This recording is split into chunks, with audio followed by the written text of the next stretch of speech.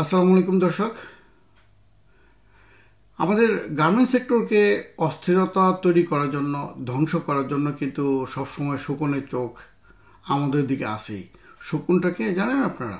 সেই শকুনটা হচ্ছে ইন্ডিয়ান সরকার। তারা সবসময় চেষ্টা করতেছে বাংলাদেশের গার্মেন্টস শিল্পকে যদি ধ্বংস করা যায় তাহলে ব্যবসাটা তাদের দিকে যাবে।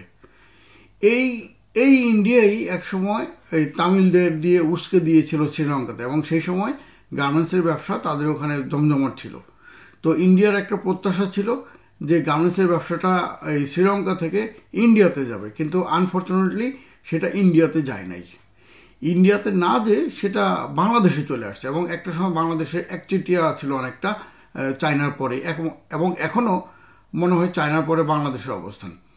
তো কি হলো, ইন্ডিয়া দেখলো যে এই শ্রীলঙ্কাতে তারা যে কাজ করছে সেটা তাদের জন্য কোনো ভালো রেজাল্ট আনেনি, এবং অন্যদিকে দেখলো যে বাংলাদেশে ওইরকম তামিলদের মতো একটা বিদ্রোহ বা ওইরকম একটা ঘটনা ক্রিয়েট করা সম্ভব না। তো তারা কি করলো, তারা বিকল্প চেষ্টা শুরু করে দিল।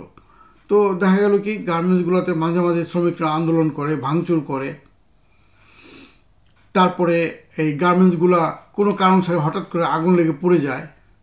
আবার অনেক সময় দেখা যায় যে রাজনৈতিক অস্থিরতা, হরতাল, মারামারি, বিভিন্ন ধরনের রাজনৈতিক অস্থিরতার কারণে এই গার্মেন্টস গুলা ঠিকভাবে চালানো যায় না। দেখলো, ইন্ডিয়ান সরকার দেখলো যে হরতাল করেও বন্ধ করা যাচ্ছে না, হরতাল অস্থিরতা দিয়েও বাংলাদেশের গার্মেন্টস শিল্পের অগ্রযাত্রা ঠেকানো যাচ্ছে না, এই মিছিল মিটিং করে শ্রমিকদের দ্বারা ভাঙচুর করেও ঠেকানো যাচ্ছে না, গার্মেন্টসে আগুন লাগিয়েও কিছু করা যাচ্ছে না। তো তারা কি করলো, তারা নতুন পন্থা বেছে নিল, এবং সেই পন্থাটা একটু ভিন্ন রকমের। সেটা হচ্ছে যে এই বাংলাদেশে জঙ্গির ঘটনা ঘটানো, এবং সেই ক্ষেত্রে এই রয়ের উদ্দেশ্য ছিল যে বাংলাদেশের গার্মেন্টস শিল্পকে ধ্বংস করা, আর হাসিনার উদ্দেশ্য ছিল বহির্বিশ্বকে বোঝানো যে এই বাংলাদেশে একমাত্র হাসিনা সরকারই জঙ্গিদের প্রতি কঠোর। তো কি হলো, এই বিভিন্ন ধরনের জঙ্গির ঘটনা টুকটাক বিভিন্ন জায়গায় কিছু মানুষকে ধরে নিয়ে জঙ্গি বানিয়ে মেরে ফেলা হচ্ছে ক্রস ফায়ার দিয়ে। তো দেখলো এই ধরনের ঘটনার পরেও এই বাংলাদেশে বিশ্বের বিভিন্ন বায়াররা যাচ্ছে, বন্ধ হচ্ছে না। তো এরপরে কি হলো, তাদের পরবর্তী স্টেপ আপনাদের মনে আছে, গুলশানে ওই ইটালিয়ান নাগরিক, ওনার নাম হলো সিজার তাবেলা, সে জগিং করতেছিল, এই সময় তাকে হত্যা করা হলো। তো যখন প্রশ্ন উঠলো যে গুলশানের মতো এরকম ডিপ্লোম্যাটিক একটা এরিয়াতে বা এরকম একটা অভিজাত এরিয়াতে এখানে তো সিসিটিভি থাকার কথা, তো পরবর্তীতে দেখা গেল কি এই সিসিটিভিটা যেটা ছিল সেটা কাজ করে না, সেটা নষ্ট ছিল। ওকে, এই তো এরপরেও বাংলাদেশে বাইরেরা যাচ্ছিল। এবং হাসিনা দুইজনের উদ্দেশ্য ভিন্ন, এবং একজনের উদ্দেশ্য হয়তো আরেকজন জানে না। কি হলো, পরবর্তীতে উত্তরবঙ্গে জাপানি এক নাগরিক, হুসেকুনি তার নাম, তাকে হত্যা করা হলো। তো এই ধরনের বিদেশিদেরকে হত্যা করে মেসেজ দেওয়া হলো যে বিদেশিদের জন্য বাংলাদেশ নিরাপদ না, তো তোমরা বাংলাদেশে কেউ যেও না। রয়ের মেসেজ ছিল এটা। আর এই হত্যার মাধ্যমে এই আগেও বলছি যে হাসিনা বোঝাইতে চাইছে যে একমাত্র হাসিনা সরকারই এই বাংলাদেশে জঙ্গিদের দমন করতে পারে, এবং তারপরে এই দুইটা হত্যাকাণ্ডের পরে তারা কিছু মানুষকে মিথ্যা মামলা টামলা দিয়ে মানে হয়রানি করছে এবং অনেক নির্যাতন করছে। তো দেখা গেল কি, এই হোসেকুনিকে হত্যা করার পরেও বায়াররা একইভাবে বাংলাদেশে যাচ্ছে, তারা বাংলাদেশ থেকে চলে যায় নাই, অথবা নতুন অনেকে এখনো কন্টিনিউ করতেছে তাদের সাপ্লাই চেন। পরবর্তীতে কি করলো, তারা নতুন করে একটা ফন্দি আটলো। সে ফন্দি আটলো কি, এই গুলশানে হোলি আর্টিসানে হামলা। ওই সময় ওইখানে জাপানি কিছু সিটিজেন ছিল, এবং ইটালিয়ান অনেকগুলি, সম্ভবত 18 জন ছিল ইটালিয়ান, 11 জন ছিল জাপানের।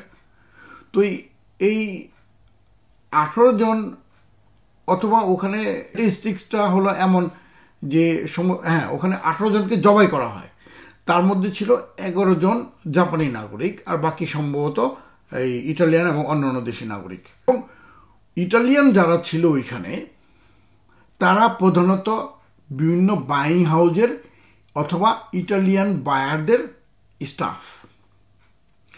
তো রয়ের টার্গেটটা ছিল এই বায়ারদেরকে অর্থাৎ তাদের স্টাফদেরকে। কিন্তু ওইখানে ওই দিন ঘটনাক্রমে জাপানের জাইকার লোকগুলো উপস্থিত হয়ে যায়, তারা আসলে ঘটনাক্রমে ভিকটিম হয়ে যায় এবং নিহত হয়। তো সেই ঘটনার পরে বাংলাদেশের গার্মেন্টস সেক্টর কিন্তু বিশাল একটা ধস নামছিল এবং অসংখ্য ইটালিয়ান বাইং হাউস এবং ইটালিয়ান স্টাফরা আমার মনে হয় কেউ ছিল কিনা আমি জানি না, সব হয়তো চলে গেছিল এবং অসংখ্য ইটালিয়ান বাইং হাউস বন্ধ হয়ে গেছিল। এবং একই সময়ে যখন বাংলাদেশটা বন্ধ হলো তখন ইন্ডিয়াতে কিন্তু বিজনেস বাড়তেছিল।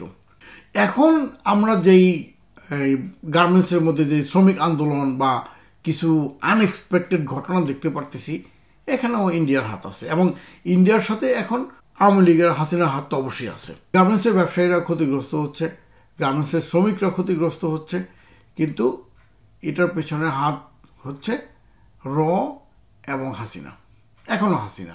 আমি গার্মেন্টস বিজনেস সম্পর্কে একটা বলতে চাই যে আসলে অনেকে বলেন যে গার্মেন্টস সেক্টর হলো বাংলাদেশের সবচেয়ে বেশি ফরেন রেমিটেন্স আনে।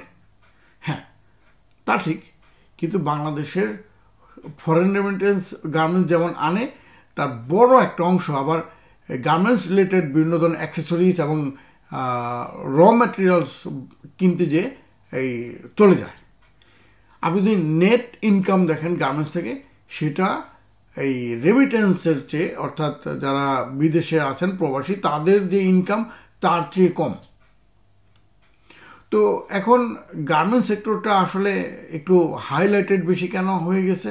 হাইলাইটেড বেশি এই কারণে যে এই বিজনেসগুলো যারা করেন তারা টাকাওয়ালা, তারা হয়তো সরকারি দলের লোক, তারা হয়তো ওই কোনো বড় ধরনের মাফিয়া, এই ধরনের লোকজন তারা এই গার্মেন্টসের বিজনেসটা করেন। তো সেক্ষেত্রে তাদের প্রভাবটা বেশি, তারা সরকারকে ম্যানিপুলেট করেন, সরকারের বিভিন্ন ধরনের অন্যায় অপরাধের সাথে এরা সরাসরি জড়িত থাকেন। অনেকে এই বিভিন্ন অপরাধের সাথে অথবা এমনকি সরাসরি সরকারি দলের লোকজনও গার্মেন্টস সেক্টরে অন্তর্ভুক্ত, অর্থাৎ বিজনেস করেন।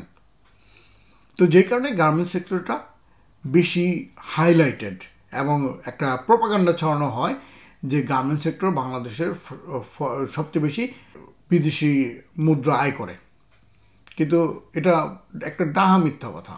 তো গার্মেন্টস সেক্টর যেই আয় যেটা করে সেটা তো একটা বিষয় আছেই, কিন্তু এই ধরনের নিম্নমানের টেকনোলজিতে এই অল্প মূল্যের শ্রম দিয়ে যেই পণ্য বাংলাদেশ পাঠায়, সেখানে কিন্তু আবার সরকার একটা ভর্তুকি দেয় এবং এই ভর্তুকি দেওয়ার কারণে এরা কম মূল্যে পণ্য বিক্রি করতে পারে এবং বিশ্বের বিভিন্ন দেশের বায়াররা কি করে এই বাংলাদেশে শোষণের একটা জায়গা হিসেবে বেছে নেয়।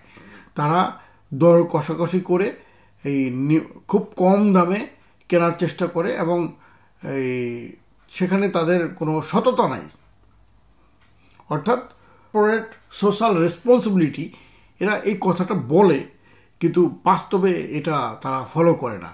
যখন কোনো পণ্য বাংলাদেশ থেকে কিনতে যায় তখন কিন্তু এরা দর কষাকষি করে যত কম দিয়ে কেনা যায়। আর গার্মেন্টসে যখন এই প্রোডাক্টের দাম যখন কম হবে তখন শ্রমিকও খুব বেশি বেতন পায় না এবং তার উপর প্রচণ্ড চাপ থাকে। আমি এই বিষয়ে কিছু অ্যাসাইনমেন্ট ছিল আমার, তো দীর্ঘদিন আগে যদিও, কিন্তু আমি দেখেছি যে বড় বড় কোম্পানিগুলো এই ধরনের শোষণের সাথে জড়িত। তো এই গার্মেন্টস কিন্তু একইভাবে আমাদের পরিবেশকে খেয়ে ফেলতেছে। গার্মেন্টসের কাজে বিভিন্ন ধরনের প্রোডাক্টসের জন্য, অর্থাৎ ডাইংয়ের জন্য এবং ফেব্রিক্সের বিভিন্ন ধরনের কোয়ালিটি ইমপ্রুভমেন্টের জন্য বিভিন্ন পারপাসে টনে টনে কেমিক্যাল ইউজ হয় এবং সেগুলো কোথায় ছেড়ে দেওয়া হয়?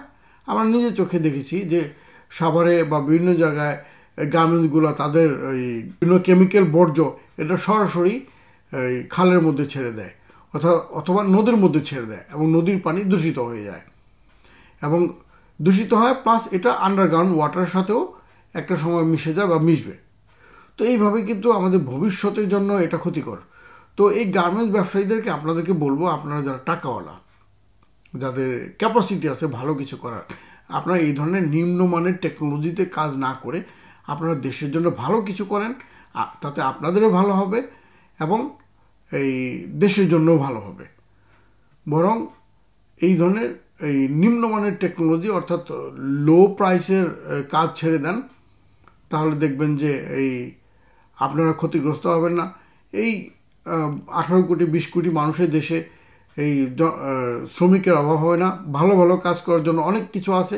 এমনকি দেশের ভিতরেও যদি ইকোনমিটারে মোবালাইজ করা যায়, তাহলে দেখা যাবে যে ওই বাইরের বায়ারও অনেক সময় দরকার হবে না। বাংলাদেশের 20 কোটি জনসংখ্যার বাজার, বিশাল একটা বাজার, বিশ্বের এই সম্ভবত 6 নাম্বার জনসংখ্যার দিক দিয়ে ঘনত্ব অনুযায়ী। তো এত ছোট একটা জায়গায় এত বড় একটা বাজার, এই বাজারটাকে আপনারা ব্যবহার করতে শিখুন, দেখবেন যে আপনারাও লাভবান হবেন, দেশও লাভবান হবে।